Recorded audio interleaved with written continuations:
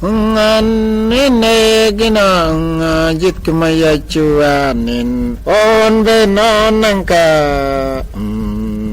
Oŋŋa neeni gena jyetki Yaccu nin on be nonanka murtinegte.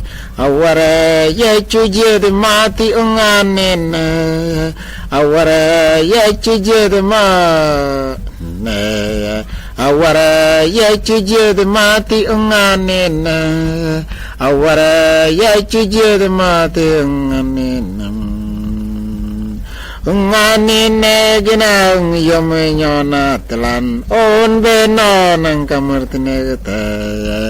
Oŋŋa neeni gena yom nyona tlan on be nonanka murtinegte.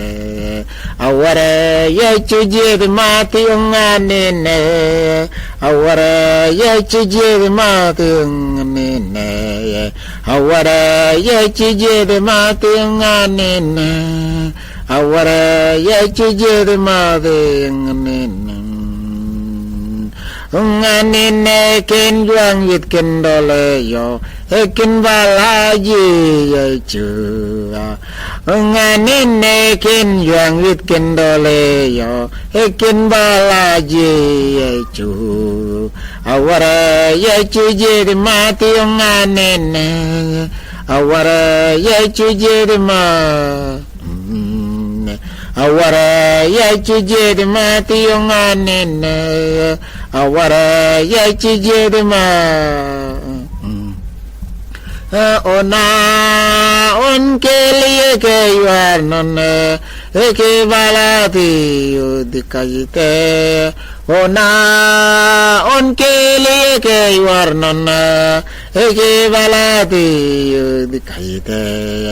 Awara Yaccu jedi mati oŋŋa neeni. Awara Yaccu jedi ma. Awara Yaccu jedi mati oŋŋa neeni. Awara Yaccu jedi mati oŋŋa neeni. Awara Yaccu jedi mati oŋŋa